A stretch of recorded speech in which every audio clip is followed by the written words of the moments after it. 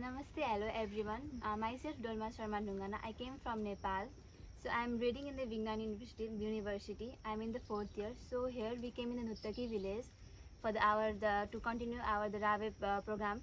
So we came to our host farmer Kalam Srinivas Reddy uncle. So he's sharing his own experience about the natural farming, how he's doing farming alone in this Nuttaki village. Uncle. నమస్కారం uncle. చాలా మంది రైతులు ఎందుకని natural పద్ధతి వ్యవసాయానికి రాలేకపోతున్నారు uncle? అది మామూలుగా రసాయనిక ఎరువు నుంచి న్యాచురల్కి ఎందుకు రాలేకపోతున్నారు అని అడుగుతున్నారు. మీరు అదే డౌట్. అవును అంకుల్. న్యాచురల్ ఫార్మింగ్ చేయాలంటే వాళ్ళకి పండిద్దనే ధైర్యం రావాలి ముందు. ఏది న్యాచురల్గా చేస్తే పంట పండిద్దని రావాలా. ప్లస్ రసాయనిక ఎరువు అయిపోతే న్యాచురల్గా ఆ పంటలకు సరిపోను ఆహారం అదే న్యూట్రియన్స్ ఇవన్నీ ఎలా అందిద్ది అనేది డౌట్ ఉండటం వల్ల రాలేకపోతున్నారు. అవన్నీ మనం వాళ్ళకి చక్కగా ఎక్స్ప్లెయిన్ చేయగలిగితే అప్పుడు న్యాచురల్ ఫార్మింగ్కి బాగా రాగలుగుతారు. ఎక్స్ప్లెయిన్ చేయాలంటే ఏంటంటే ముందు మన అనుభవాలు మొత్తం వాళ్ళకి చెప్పగలగాల. ఇప్పుడు ఏంటంటే ముందు సాయిలు రకరకాల ఏరియా వాళ్ళు ఏమని అడుగుతారంటే మీ సాయిల్ మంచిదండి, మా సాయిల్ ఎరుపు సాయిలు, మా సాయిల్ ఇసుక సాయిలు, రకరకాల సాయిల్ అని అడుగుతారు. ఏ సాయిల్ అయినా చేసే పద్ధతిని బట్టి ఆ సాయిల్ మంచి హెల్తీగా తయారైద్ది ఆటోమేటిక్గా. ఒక ఏరియాలో ఒక రకంగాని ఒక ఏరియా ఒక రకంగానే అట్టేం ఉండదు. ఏ ఏరియానా మనం చేసే ప్రాక్టీస్ని బట్టి ఆటోమేటిక్గానే భూమి బాగుపడింది. భూమి బాగా బాగుపడాలంటే అన్నిటికంటే మెయిన్ భూమి మీద ఏంటంటే కలుపు మొక్కలు కానీ గ్రీన్ మెన్యూర్ మొక్కలు కానీ వీటన్నిటి ఆకు రసాన్ని మించింది అసలు భూమికి బలం ఇచ్చేది అసలు ఏ వస్తువు లేదు. ఏ ఆకైనా సరే ఆకు రసమే. ఆకు కట్టే ₹10 పనిచేసిద్ది అనుకో, రసం అనేది 100%. ఏ ఆకైనా సరే ఆ రసం ఇక్కడే పెరగాల. ఆకు ఇక్కడే పీకి ఇక్కడే వేయాలి, అది కోసి ఇక్కడే వేయాలి. ఇప్పుడు మీరు ఎప్పుడన్నా కాలేజీలో వర్క్ చేశారు కదా, మీ ఫీల్డ్లో పనిచేసినప్పుడు మీకేదన్నా ఒక అనుభవం వచ్చిందా? మేము ఈఎల్పి అంటే ఎక్స్పీరియన్షియల్ లెర్నింగ్ ప్రోగ్రామ్ అని చెప్పేసి మాకు ఒక సెమ్ ఉండిద్ది అంకుల్. అందులో మేము బెండి కల్టివేట్ చేసాం అంకుల్. సో అప్పుడు ఏంటంటే బెండి క్రాప్ వెజిటేటివ్ స్టేజ్కి వచ్చినప్పుడు మాకు అనేవి కలుపు మొక్కలు చాలా ఎక్కువగా వచ్చాయి అంకుల్. సో అప్పుడు మేము ఏం చేసామంటే ఆ కలుపు మొక్కల్ని చేత్తో మాన్యువల్ వీడింగ్ చేసాం అంకుల్. సో అప్పుడు ఏంటంటే ఆ టైంకి వర్షాలు అవన్నీ రావడం వల్ల మేము కాలేజ్లోనే ఉన్నాం అంకుల్. ఒక 10 రోజుల తర్వాత ఆ కలుపు మొక్కలు తీసి చూస్తే మాకు అదేంటి ఎర్త్ వామ్స్ అనేవి వచ్చాయి అంకుల్ అక్కడికి. అది రసాయనిక వ్యవసాయం. మాది రసాయనిక వ్యవసాయం. రసాయనిక వ్యవసాయం అయినా కానీ కలుపు తీసి అక్కడ పోగు పెట్టిన కాడికే ఎర్త్ వామ్స్ వచ్చాయి. ఇప్పుడు ఏంది అంటే అసలు ఆడికి ఎందుకు వచ్చినాయి అంటే ఎర్త్ వామ్స్ అది రసాయనిక వ్యవసాయమే అయినా కానీ మీ కంటికి కానొచ్చే ఎర్త్ వామ్స్ పెద్దవి కాబట్టి మీకు అర్థమైంది. కానీ అన్ని రకాల సూక్ష్మజీవులు ఆడికి వచ్చి ఉంటాయి ఆల్రెడీ. ఎప్పుడైతే మీరు తీసి అక్కడ వేసారో ఆ ఆకు రసం భూమిలోకి వెళ్ళిందో, భూమిలోకి వెళ్ళంగా అక్కడ ఉన్న రసాయనాన్ని మొత్తం మార్చేసి ఏంది అసలు ఆ రసాయనం ఇరిగిపోయి మార్చి మామూలుగా తయారు చేసింది ఈ ఆకు రసం అనేది. అందుకని అక్కడ వానపాములు వచ్చినాయి. అదే కనుక మీరు ఏరే ప్లేస్లో చూడండి, ఎక్కడ వానపాములు రావు. ఎప్పుడైతే గడ్డి ఆకుల రసం అనేది భూమి పడిందో, మడిచికి రోగం వస్తే ఆ రోగానికి తగ్గ మెడిసిన్ పడితే ఎట్లయితే రోగం ఆగిపోయిద్దో అట్లా భూమిలో ఉండే కెమికల్ కూడా ఆటోమేటిక్గా పోయిద్ది అనమాట. ఆకుల రసాన్ని మించింది అసలు భూమి మీద ఏదీ లేదు. ఇప్పుడు మామూలుగా మనం ఏంది అందరికీ కామన్గా క్యాన్సర్ సెల్స్ ఉంటాయి అంట బాడీలో. అసలు ప్రతి మానవుడికి ఉంటాయి. అది అందరికీ అటాక్ చేయలేదు. అంటే సరైన ఆహారం తీసుకోగలిగితే ఇతనికి అటాక్ కాదు. అట్లాగే భూమిలో ఎంత కెమికల్ ఎలాంటిది ఉండాక సరే ఇలాంటి ఆకు రసం పడ్డప్పుడు ఏంటంటే ఆ కెమికల్ మొత్తం పోయి మీ కంటికోను వానపాములు ఒక్కటే కానిచ్చినాయి. చిన్న చిన్న సూక్ష్మజీవులు అన్ని రకాల సూక్ష్మజీవులు ఆడ ఆల్రెడీ వచ్చేవంటాయి. మనం భూమి బాగా ఎలా ఉందో తెలుసుకోవాలంటే, మన సాయిల్ బాగైందో లేదో తెలుసుకోవాలంటే మామూలుగా రసాయనిక వ్యవసాయంలో ఏం చెబుతారంటే చేలో 4 సాట తుక్కుండ కాడ కానీ గనేలమ్మట కానీ ఆకులు చెట్ల కింద కానీ మట్టి శాంతి తీద్ది అంటారు. అక్కడ కాకుండా విడిగా తీసి టెస్ట్ చేస్తారో చేసిన తర్వాత ఏంటంటే అది ఏం లోపం ఉంటే ఆ లోపానికి తగ్గ ఎరువులు వేయమని రికమెండేషన్ చేస్తారు. ఇక్కడ మన పద్ధతిలో ఏంటంటే ఇక్కడే గడ్డి గ్రీన్ మెన్యూరు గడ్డి పెంచి 2 నెలలు పెరిగిన తర్వాత కోసి అక్కడే వేసి దాని మీద నీళ్ళు చల్లండి. ఒక 20 రోజులు చల్లిన తర్వాత ఆ తుక్కు పక్కని మొక్కజొన్న మొక్క పెట్టండి. అన్నిటికంటే మొక్కజొన్న మొక్క ఎక్కువ రసాయనిక ఎరువులు తీసుకుంటుంది. మొక్కజొన్న ఎరువు ఎప్పుడైతే పోషకాలు తగ్గిపోయి కలర్ మారిపోయింది, ఒకసారి నీటికుండ కాడ ఒకసారి ఒక మొక్క పెట్టండి. ఒకే రోజు తుక్కుండ కాడ ఒక మొక్క, నీటికుండ కాడ ఒక మొక్క పెట్టండి. ఈ 2 చెబుతాయి మనకు మట్టి పరీక్ష అనేది. ఇదోను బలహీనంగా అసలు పెరగలేక ఉంటుంది. ఇది అన్ని రకాల పోషకాలన్నీ బాగా గ్రోత్కి వచ్చింది. ల్యాబులో ఎలా అయితే టెస్ట్లో మనకు తెలిసిందో దాన్ని మించి మనకి ఇక్కడ పొలంలోనే తెలిసింది. ఏ భూమి అయినా ఇసుక భూమి ఏది, ఇంకొక భూమి ఏది, ఇసుక భూమిలో కూడా ఏంటంటే ఈ తుక్కేసినప్పుడు ఏమైందంటే ఈ రసం ఏంటంటే గ్రౌండ్లోకి వెళ్ళిపోతుంది. ఒకసారి ఆ ఇసుక పట్టి రోజు ఇచ్చింది. మనకి ఏ పంటకైనా పోషకాలు పూర్తిగా చివరిదాకా అందుతున్నాయో అందలేదు పంట మొత్తం అర్థం అవ్వాలంటే మన చేలో ఈ తుక్కు అనేది ఎన్ని రోజులు మన కానొస్తూ ఉంటుందో అన్ని రోజులు నిరంతరం ఇస్తానే ఉంటుంది. రసాయనిక ఎరువుకి ఏంటి అంటే 30 రోజులకోసారి, 40 రోజులకోసారి, 70 రోజులకి, 90 రోజులకి, 120 రోజులకి అందిమని ఒక టైం టేబుల్ తయారు చేస్తారు. అది ఏం చేసిద్దంటే మా టయానికి అందిలేపోయారని పిల్లు అది స్ట్రెస్కి గురైద్ది. ఆటోమేటిక్గానే మనకు ఆహారం కనుక టయానికి ఆకలైనప్పుడు అన్నం తినలేకపోయామనుకో రకరకాల సమస్యలు వస్తాయి. ఏదో షుగర్ అని వస్తుంది, ఇంకో రకమైన వచ్చింది. ఆకలైన టైంలోకి ఆ రెడీలో ఆహారం ఉండాలా, తినగలగాల. రసాయనిక వ్యవసాయంలో అట్లా ఉండదు. ఆ టయానికి తినలేదనుకో దీనికి మొక్క కందదు. ఇదే ఈ వ్యవసాయంలో అనుకో ఎప్పుడూ ఆ రెడీలో ఉంటుంది. ఇక అది మనం వేయటమే ఉండదు, అది అవసరం వచ్చినప్పుడు వాళ్ళు తీసుకుంటుంది. మనం కనుక ఆవుల్ని, మేకల్ని, గేదెల్ని వీటన్నిటిని బయట వదిలిపెట్టామనుకో దానికి ఇష్టమైన ఆహారం దానికి ఇష్టమైనప్పుడు తింటూ ఉంటుంది. అదే కట్టేసి మేపుతున్నాం, మనం ఎత్తేనే ఉంటుంది. ఆహారం వేయలేదనుకో, మేత వేయలేదనుకో ఇక నీరసపడిపోయింది. అట్ట భూమికి కూడా ఏంటంటే మనం ఆడ వేసిన తుక్కుతోనే సరిపోయిద్ది. అదే మనం బయట తీసుకొచ్చేసానుకో టయానికి వేయిపోయినా, వాటర్ అయిపోయినా, ఏది పోయినా కానీ మొక్క అనారోగ్యానికి గురైపోయింది. ఇక్కడ అనారోగ్యం గురవుతూ ఉంటుంది, నిమ్మాపిద్ది. అసలు వాటర్ కడతాం కూడా చాలా తగ్గిపోయింది, 50% పైన తగ్గిపోయింది. ఆ నిమ్ము పట్టుకుని ఉంటుంది. ఇప్పుడు ఆ తుక్కు ఉందనుకో ఆ తుక్కు కింద నిమ్మ ఆపరనే ఉంటుంది. ఆ తుక్కు కింద గేర్లు వెళ్తాయి, అది రోజు తీసుకుంటూ ఉంటుంది. మనం బయట వదిలిపెట్టి మేపిన జంతువులాగే అన్నమాట ఈ మొక్క. అదే రసాయనిక ఎరువులు ఏంటంటే కట్టేసి మేపిన జంతువులాగా అనమాట. దానికి మీరు టయానికి వేసినట్టు వేయిపోతే ఖాళీ. ప్లస్ దానికి వేసిన మేత ఏంది, దానికి ఇష్టమైన మేత ఏమి ఉండదు. మనం వేసింది ఇస్తున్నాం అనుకో అది వాతావరణానికి రోగం వచ్చింది. ఆ చెట్టుకి, ఈ చెట్టుకి ఏంటంటే ఆటోమేటిక్గా రోగం వచ్చింది. దానికి అవసరమైన న్యూట్రిన్సే తీసుకుందనుకో దానికి ఏ 18 రకాలు 20 రకాల న్యూట్రిన్స్ అవసరం ఉంటుంది. మనం ఏం చేస్తాం, ఎన్పికేలు అని వేస్తాం, 3 రకాలు వేస్తాం. ఆ 3 దానికి అందిద్ది, మిగిలిన పోషకాలు అందుతాయి. ఏమైద్ది మొక్క బలహీన పడిద్దా, బలహీన పడిన తర్వాత ఆటోమేటిక్గా రోగం వచ్చింది. రోగం అనేది ఏరే రాదు, ఎప్పుడైతే బలహీన పడిపోయిందో బలహీన పడంగానే రోగం అటాక్ అయింది. దీంట్లో మనకు తెలియదు కానీ ఇన్ని రకాల ఆకుల్లో ఇప్పుడు మనకి ప్లేట్లెస్ తగ్గినాయి అంటాం. బొప్పాయి ఆకు తింటే ఆ రసం తాగితే వచ్చిందంటే ఈ ఆకుల్లో ఏ రసంలో ఏముందో మనకైతే తెలియదు కానీ ఇన్ని రకాల ఆకుల్లో మనకి తెల్ల రక్త కణాలు ఎట్టయితే బాగా ఉంటే ఆ రోగ నిరోధక శక్తి ఉంటుందో ఈ భూమికి ఆ మనకు తెల్ల రక్త కణాలు ఎట్టకు భూమి కూడా ఏ రకం ఉంటుందో తెలియదు కానీ అవన్నీ డెవలప్లో ఉంటాయి ఈ రసంలో. నాకు తెలిసి ఇంత మట్టుకి అంటే ఇంకో కొన్నాళ్ళు పోతేలకి ఇంకేమన్నా ఉంటుందో వీళ్ళని చెబుతారో తెలియదు కానీ ఇప్పుడు వరకే ఆకుల రసాన్ని, ఎండిపోయిన ఆకు రసాన్ని మించింది అసలు అమృతం అనేది లేనే లేదనుకుంటున్నాను. ఇది ఒక్కటి ఉంటే చాలు ఏ మొక్క అయినా సరే.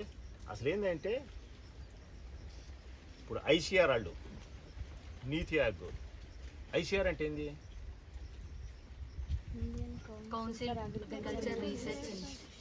ఇండియా మొత్తానికి అదేగా టాప్. వాళ్ళు వచ్చారు ఇక్కడికి ఈ ఫీల్డ్కి, నీతి ఆయోగ్ను వాళ్ళు ఇద్దరు కలిసి వచ్చారు. ఐసీఆర్ వాళ్ళు చెప్పిందంటే అన్నిటికంటే ఎక్కువ అవసరం బనానా కంట న్యూట్రిన్స్. అంటే బనానా పంట కనుక ఏమేయకుండా రసాయనిక ఎరువు వేయకుండా పంట అంటే పండితే ఈ భూమి మీద ఏ పంట అయినా పండిద్ది, ఫలాందనే ఉండదు. కాకపోతే చిన్న చిన్న తెగుళ్ళు ఏదన్నా ఒకటి వస్తాయి నాకు మేము ఇక్కడ బాగా ఫెయిల్ అయ్యేది కానీ ఆ పంటలకు వచ్చిన తర్వాత ఇప్పుడు మిర్చి ఉందే ఇప్పుడన్నా ముడత వచ్చినట్టు ఉంటుంది ఆటోమేటిక్గా. ఈడ ఆశ్చర్యం ఏంటంటే తెలవంది ఏంటంటే ఒక మొక్క పోతుంది ముడత, పక్కకు మొక్కకు రావట్లా.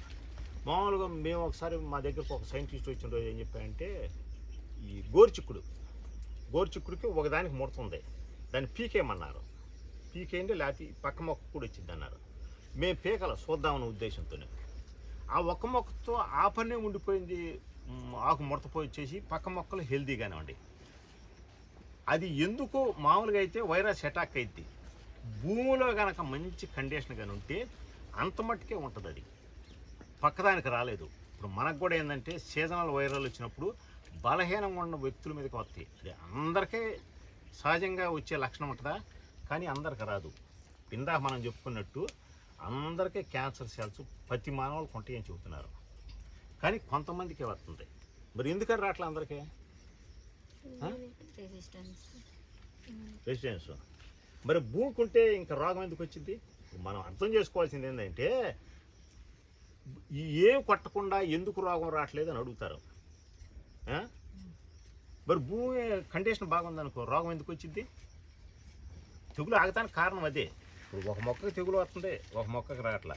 ఆ మొక్కకి తెగులు ఎందుకు వస్తుందంటే ఆ విత్తనం తయారైనప్పుడు ఏమన్నా బలహీనంగా ఉందో, సరైన క్రాసింగ్ అవ్వలేదు, ఏం జరిగిందో అది అట్ట కొన్ని అట్ట అయిపోతాయి. అంతేగాని అసలు కామన్గా వైరస్ కూడా మేము కూడా ఇదివరకు అనుకునేవాళ్ళం, అమ్మో వైరస్ అనగానే ఒకదాని నుంచి ఒకదానికి వెళ్ళిద్ది అనుకునేవాళ్ళం.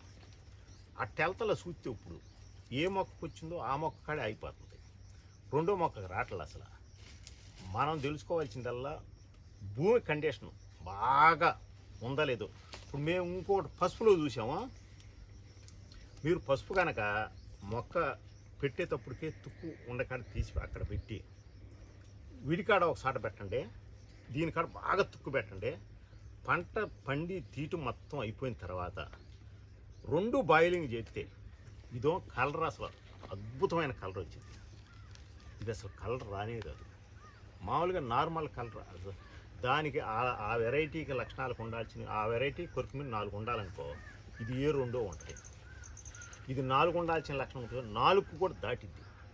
అసలు పాలిష్ అయితే మనం ఆశ్చర్యపోతాం. ఒక సంవత్సరం అయితే ఒకే సీడు ఒక చేలో వేసిన దానికి ఒక చేలో బాగా గ్రీన్ మెన్యూర్ పెంచితే ఆ తుక్కంతా ఎండిపోయిన తర్వాత ఆ భూమిలో ఉన్న పసుపుకి ఈ భూమిలో ఉన్న పసుపుకి అంత వ్యత్యాసం మాకు అసలు అర్థం కాల చానాలు. ఈ వ్యవసాయం వల్ల ఏంటంటే మేము ఉండాము, చేస్తూ ఉంటాము రోజు. మా నాన్న ఉంటాడు మా అమ్మటే, ఆయన 70 సంవత్సరాల నుంచి వ్యవసాయం చేస్తున్నాడు. మాకేదైనా ఒక డౌట్ వచ్చినప్పుడు అసలు ఇదివరకు ఏం జరిగేది, వేయకుండా ఎట్ట పండేది ఏందో రకరకాల డౌట్లు అడుగుతాం. ఆయన ఆ డౌట్ క్లారిఫై చేస్తాడు. అట్ట మనకు వచ్చిన డౌట్ అప్పుడు కనుక పాత విధానం ఎట్టుందనేది మనం ఆలోచించుకోగలిగితే అప్పుడు మన గబాలని అర్థమైంది. చాలా మందికి చాలా ఏరియాలో అలా అనుభవం ఉంటుంది, కానీ అవన్నీ మర్చిపోయి ఉంటారు. ఎందుకు ఏ ఏరియాలో అయినా సరే ఒక పంట హార్వెస్ట్ చేసిన తర్వాత ఆ వేస్టేజ్ పడి చూసారా, ఆ వేస్టేజ్ పడిన కాడ ఏ పంట వేసినా కానీ మళ్ళీ ఆటోమేటిక్గానే ఏ రసాయనిక ఎరువుకుండా గ్రోత్ వచ్చింది. అది మర్చిపోయారు అందరూ. ఇప్పుడున్న వ్యవసాయంలో ఏంటంటే కొత్తగా చేసేవాళ్ళు అంతా ఏంటంటే ఆ పాత విధానం మర్చిపోయారు కాబట్టి చేయలేకపోతున్నారు. కానీ వాళ్ళకి బాగా ఎక్స్ప్లెయిన్ చేయగలిగితే ఇగో ఇది పద్ధతి అని చెప్పగలిగితే చాలామంది రైతులు మారుతారు. అది ఏంది అంటే ఇప్పుడున్న జనరేషన్లో అసలు అయిపోతే పంటతో అనే ఫీలింగ్లో ఉండాలి. అంటే ఇప్పుడు మనం ఏంటంటే టైం టేబుల్కి మళ్ళీ ఇగో ఇన్నాటికి ఒకసారి బిల్డ్ వేసుకోవాలి ఇవన్నీ అనుకున్నట్టు వాళ్ళేంది వారానికి ఒక రోజు ఈ కషాయం పోయాలా, నెలకొక రోజు ఇది పట్టాలా, ఇవన్నీ చెబుతారు. అది పట్టకపోతే పండదు కావాలన్న భయంతో కొంతమంది కొద్ది రోజు చేసి తర్వాత పట్టలేక మానేస్తున్నారు అనమాట. అంటే ఆ మడిచి చేసేవాళ్ళు వర్కర్ లేక రకరకాల సమస్యలతో ఆపేస్తున్నారు. అసలు ఏమి పట్టకుండా పడుతున్నప్పుడు అవన్నీ చేయటం ఎందుకు? అసలు అవసరం ఉందో లేదో తెలుసుకోవాలిగా. ఇప్పుడు మళ్ళీ ఇంకొకటి చూసుకోండి, మీరు వెనక నుంచి ఇవ్వాలన్న మీ పెద్దలను అడగండి, బాగా కెమికల్ కొట్టిన సంవత్సరం ఉంటుంది. పత్తి కానీ మిర్చి కానీ వీటిలో బాగా తెచ్చింది. చాలా కెమికల్ వాడతారు ఒక సంవత్సరం. అంటే మామూలుగా అయితే 4 స్ప్రేలు వాడతారు అనుకో, ఒక్కోసారి 20-30 స్ప్రేలు ఆడతారు ఒక సంవత్సరంలో. ఆ సంవత్సరం పంట తక్కువ వచ్చింది. తక్కువ స్ప్రేలు కొట్టిన సంవత్సరం ఉంటుంది, ఆ సంవత్సరం దిగుబడి ఎక్కువ వచ్చింది. అంటే వాతావరణం అనుకూలంగా ఉంటేనే దిగుబడి వచ్చింది. ముందు కొడితే దిగుబడి అసలు ఎప్పుడు రాదు. అది ఎందుకు ముందు కొడితే రాదంటే, ఇప్పుడు మందులు చాలా కొడితే పంట బాగా పండాలిగా. ఇప్పుడు 4 సార్లు కొట్టేది 10 సార్లు కొట్టారు, దిగుబడి పెరగాల తగ్గాల? పెరగాలి. మరి ఎందుకని పెరగట్లా? ఇవ్వాల్సిన దానికంటే ఎక్కువ ఇచ్చినప్పుడు మనం ఆహారం కనుక ఓవర్గా తింటే ఎట్లా ట్రబుల్ వచ్చిందో, ఆహారం కదా ఆడ పాయింట్. ఆహారం కంటే కూడా సమస్య ఏంటంటే, అది ముందు ట్రబుల్. మనకి అనారోగ్యం వచ్చిందనేది వచ్చినప్పుడు ఎక్కువ రోజులు ట్యాబ్లెట్ వేసుకున్నప్పుడు ఏదో ఒక సమస్య వచ్చింది. అట్టాగ మొక్కకు కూడా భూమికి సారవంతంగా భూమిని తయారు చేయాలి, కానీ పైన కొట్టే ముందుల మీదుగా శ్రద్ధ పెట్టాల్సింది.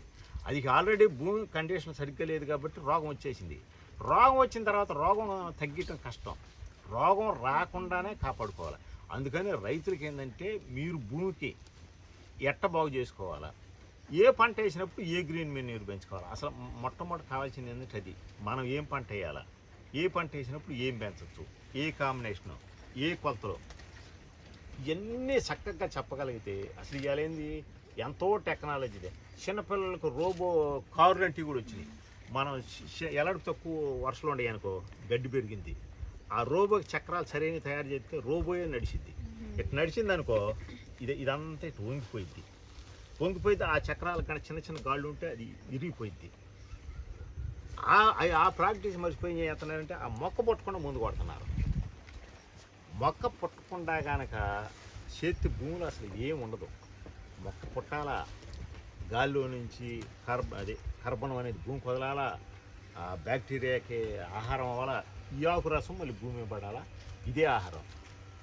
చిన్న పనిముట్లు ఇవాళ చాలా వచ్చినాయి. కాకపోతే ఏంటంటే అవన్నీ మనం కనుక 1 సంవత్సరం 2 సంవత్సరాలు ఏ పంటకి ఏది సూట్ అవుతుందో అవన్నీ మనం కొంచెం పెట్టుబడితో కూడుకున్న పని అవుతుంది. కానీ ఆ పనిముట్లు కనుక మనం ప్రాక్టీస్ చేసి చెప్పగలిగితే అసలు అన్నిటికంటే వ్యవసాయం తేలిక. ఎంత 24 అంగుళాల వర్షం ఉందనుకో, ఏ 18 అంగుళాలతో ఏదో చిన్న మిషన్ తయారు చేయాలి. ఆ మిషన్ నడవాలా, భూమి నడవాలి, కానీ భూమిని డిస్టర్బ్ చేయకూడదు. ఆ నడిపేటప్పుడు ఆ కలుపు మొక్కలన్నీ భూమికి అతుక్కుపోవాలి, కలుపు పెరగాల, భూమికి అతుక్కుపోవాలి. అప్పుడు ఆ నిమ్మ అనేది కింద బాగా డెవలప్ అయింది. ఇప్పుడు ఇందాక ఏమి చెప్పింది చూడు, వానపాములు వచ్చినాయి. వానపాములు పెద్దవి కాబట్టి చూసింది. వానపాములు కదా, అన్ని రకాల సూక్ష్మజీవులు ఆడే ఉంటాయి, అన్నీ డెవలప్ అవుతాయి. నిమ్మాపిచ్చి ఈ మొక్కకు బలం వచ్చింది. ఇంకా అసలు రసాయనిక ఎరువు అవసరానికి వచ్చింది. ఈ రసాయనిక ఎరువు 70-80 సంవత్సరాల నాడు వచ్చింది, కానీ ఈ వ్యవసాయం 8,000 సంవత్సరాల నాడు ఉన్నట్టే. మీరు గూగుల్ ఎప్పుడైనా చూసారా? మరి ఇంక ఇలాంటివి నేర్చుకోవాలమ్మా మీరు. అసలు ఇప్పుడు అరటి మొక్క ఉంది, 800 సంవత్సరాల నుంచి ఉన్నట్టుగా. ఒకటి చూడండి, వారినే ఓపెన్ చేసి చూడు. ఇప్పుడు పసుపు ఉంది, 800 సంవత్సరాల నాడు ఉన్నట్టుదే. పసుపు ఎవరో చెప్పటం 5,000 సంవత్సరాల నుంచి ఉందని చెబుతున్నారు. నిజమైంది తెలియదు, మాకైతే బాగా తెలియదు. కానీ దీని చరిత్ర ఉందాం, కానీ 5,000 సంవత్సరాల నుంచి ఉందని అన్నారు. 5,000 సంవత్సరాల నుంచి ఏమైకుండా పండిందంటే, అసలు పసుపు అసలు ఇదే పంట కాదు, ఏ పంట అయినా సరే భూమి మీద తుక్కుండ కాడ ఉండదానికి లేనిదానికి కలర్ మనకు బాగా తెలిసింది. మిర్చి కూడా అంతే, ముదులేమంటే చాలా తుక్కు పెట్టండి, ఆ కాయ కలర్ వేరుకుంటుంది. పండినాక నీట్గా చేయండి, ఈ కాయ కలర్ వేరు ఉంటుంది. ఆ కలర్ రావడానికి కూడా కారణం ఏంటి? ఈ రసం అంతా కలర్ రసం వచ్చింది. దేనికి అవసరం వచ్చింది అది తీసుకుంటుంది. మీరు మామూలు వాటర్ కడతాం, ఏంటి తెల్లటి పిచ్చి వాటర్ కడుతున్నాం, దాంట్లో ఎన్నో రకాలు అండి. బనానా ఎన్ని సంవత్సరాల నుంచి ఉంది? టర్మరిక్ 4,000 నుంచి 5,000. అప్పుడు అసలు రసాయనిక ఎరువు ఉంటుందా? రసాయనిక ఎరువు ఎప్పుడు పుట్టింది? సరే మన దేశంలో కదా, ప్రపంచంలో ఎప్పుడు పుట్టి ఉంటుంది? చూడండి, తప్పేం కాదుగా, తెలుసుకుంటే నాకు తెలిసేది. అసలు ఇప్పుడు అందరికీ తెలవాలా, మాకు తెలవదు ఇప్పుడు వరకే, ఏదో చెప్పుకుంటే. మీరు చెప్పండి, 8,000 సంవత్సరాల నుంచి ఉందో రసాయనిక ఎరువు. మనకు కాకపోయినా ఇతర దేశాల్లో కూడా 4,000 సంవత్సరాల నుంచి పసుపు ఉండి పండుతుంది. అట్ట అందరు ప్రజలకి తెలిసి వాళ్ళకేంటంటే ధైర్యం వచ్చింది. ఇప్పుడు ఎందుకో ఇప్పుడు ఎవరికన్నా చిన్న సమస్య వచ్చిందనుకో 20th సెంచరీ అంకుల్ 60 నుంచి 80 అంటే సంవత్సరాలు 1940 నుంచి 60 నుంచి 80 అంటే 100 సంవత్సరాలు నిండలా ఇంక మీరు చెప్పే లెక్కనే. నిండ్ల ఏది ఈ రసాయనిక ఎరువు వచ్చి 4000లో 100 పోతే ఎంత? ఇప్పుడు ఇప్పుడు పంటలు పండవనేది అధైర్యం కూడా ఎందుకుందంటే రైతులకి ఎవరికన్నా చిన్న సమస్య వచ్చి హాస్పిటల్ కాడికి వెళ్ళామనుకో, వీడికి రోగం ఉందని భయం తేలుతాడు. ఆడికి వెళ్ళిన తర్వాత టెస్ట్ చేసి ఇతనికి లేదని చెప్పంగానే అప్పుడు దాకా అనీజీగా అసలు భయంతో ఉండి మడిచి ఒక్క క్షణంలోనే అంత హుషారుగా వస్తాడు. అంటే భయం అనేదే ఎక్కువ పీడిస్తుంది మానవుల్ని. పంట పండదనేది భయం తప్పితే అసలు పండిద్దో పండదో ఇతను చూసుకోవట్లేదు. అసలు ఎవరైనా రైతున్నాడు ఇప్పుడు 10 ఎకరాలు 20 ఎకరాలు 50 ఎకరాలు వ్యవసాయం చేసాడు. ఒక్క ఎకరంలో నువ్వు 3-4 రకాల పద్ధతులు పాటించామనుకో అతని జీవితాంతం ఎరువేయకుండా పండించుకోవచ్చు. ప్రాక్టీస్ చేసి తగ్గ అసలు ముందు భయం ఉందనుకో సగం తగ్గి మనం అసలు వేయిపోతే పండదో అనే ఫీలింగ్లోనే ఉంటున్నాడు. అసలు వేయిపోతే పండదనే కాదు, వేయిపోయినా కానీ దీంట్లో ఎంత సారవంతం ఉందో అతనికి మనం చెప్పగలగాల, అతను కూడా అర్థం చేసుకోగలగాల. అసలు ఈ తుక్కులో ఇప్పుడు కొంతమంది మనం వాటర్ చిప్పించామా, ఆ వాటర్ ఏంది స్ప్రే చేయాలని రకరకాలుగా అడుగుతున్నారు. వాళ్ళు అసలు ముందు అసలు ఇది ఒక 24 గంటలు నానబెడితే వస్తుందా అట్లే తెలిసిద్ది. ఆ వచ్చింది భూమి మీద పోతే ఆ భూమి ఎట్ట బాగుపడిద్ది అని మనం చెప్పగలుగుతున్నాం. చోట్ల తుక్కుండ కాడ ఖచ్చితంగా వానపాములు అవుతాయి. రసాయనిక ఎరువు భూమిలో కూడా వచ్చింది. అంటే రసాయనిక ఎరువు భూమిలో కూడా వస్తుందంటే దాని అర్థమైంది ఇదేయంగానే అక్కడ కెమికల్ ఇరిగిపోతుంది. అంటే ట్రబుల్ వచ్చిన మడిచికి గనక ఇంజక్షన్ చేయంగానే అది ఎట్టపోయిద్దు. ఇది ఇంజక్షన్ కంటే అంత పవర్ఫుల్ అనమాట. అంటే ఆ రోగం బాగొట్టే ఇంజక్షన్ కంటే కూడా ఈ రసం అంతకంటే ఎక్కువ పవర్ఫుల్. ఇప్పుడు ఎందుకు మేము స్వీట్ పొటాటో ఉంది మా దగ్గర, బాగా చిప్పిరిగడ్డ ఎక్కడైతే ఎక్కువ ఉందో ఆ చిప్పిరిగడ్డలో పెట్టిన మొక్కలో కలరు సైజు బాగా వచ్చింది. నీట్గా ఉండే కాడ అంత కలర్ రావట్లా. సైజు మామూలుగా దానికి ఈక్వల్గా దగ్గర పడుతుంది, కానీ ఆ కలర్ డిఫరెంట్గా ఉంటుంది, ఈ కలర్ డిఫరెంట్గా ఉంటుంది. అసలు మన కంటికే చాలా రకాలు దొరుకుతున్నాయి. కొన్ని రకాలు అయితే మన కంటికి అర్థం కావు. కానీ ఇప్పుడు ఈ అరటి చెట్టు ఉందనుకో పీసు అర్థమైద్ది, అది పోసామనుకో పీసు అర్థమైద్ది. అట్ట కొన్ని పసుపు మాత్రం స్పష్టంగా తెలుస్తుంది మాకు. కలర్ ఒకటే, స్మెల్ ఒకటే. ఇప్పుడు మా కళ్ళంలో వండుతాం, 10 మంది రైతులది బాయిలింగ్ చేస్తామా, పాలిష్ చేస్తాం. అసలు కింద పోతే బాగా తుక్కుండాల్సిన ఎవరు చేయనన్నా సరే వాళ్ళు రసాయనం చేశారో ఏం చేశారో అని అనవసరం. ఎక్కువ గడ్డి కనుక ఉందంటే వాళ్ళది వచ్చినంత మెరుపు అసలు ఎవరిది రాదు. అంటే మేమైతే రసాయనిక ఎరువు వేయకుండా తుక్కు ఎక్కువ ఉంటుంది కాబట్టి టాప్ ఇప్పుడు కావాలో మాదే అవుతుంది. అసలు కింద పోయంగానే బంగారం కింద కాసినట్టు ఉంటుంది. పాలిష్లో కనుక డ్రమ్ములో నుంచి కింద కారుతుంటే అసలు బంగారం దాని కిందకి పడుతున్నట్టు ఉంటుంది. రసాయన వాళ్ళని సరే బాగా ఇంత మెయింటైన్ చేయమనండి, రసాయనాన్ని కూడా ఎరగొట్టిద్ది అన్నమాట ఈ తుక్కు. అట్ట రైతులకి బాగా ఎక్స్ప్లెయిన్ చేయగలిగితే, ఎంత బాగా చెప్పగలిగితే, వాళ్ళకి ధైర్యం వేయగలిగితే అప్పుడు మారుతారు. మారేటప్పుడు కూడా ఏంటంటే మనం ఇది సరిపోయిద్దని చెప్పగలగాల, దానికి ఈక్వల్గా ఏది సరిపోయేద్దని చెప్పగలగాల. అది చెప్పలేదనుకో వాళ్ళకి ధైర్యం సాలదు. ఇప్పుడు మీరే చెబుతున్నారుగా ఇది 4000 సంవత్సరాల నుంచి 5000 సంవత్సరాలు అని, అన్ని వందల సంవత్సరాల నుంచి 1000 సంవత్సరాల నుంచి ఇప్పుడు దాకా పంట పండే ఉంటుంది బాగానే. పసుపు మాకు ఇప్పుడు కంటే కూడా మేము చిన్నప్పుడు మా తాతాలు చిన్నప్పుడు ఎక్కువ పండేదండి. అప్పుడు వచ్చినంత కింటలు ఇప్పుడు రాట్లా. మరి అప్పుడు ఏం వేయలే. అప్పుడేంది వాళ్ళు ఆ రోజుల్లో చేసింది ఏంటంటే కలుపు పుట్టేది తీసి అక్కడ పెట్టేవాళ్ళు.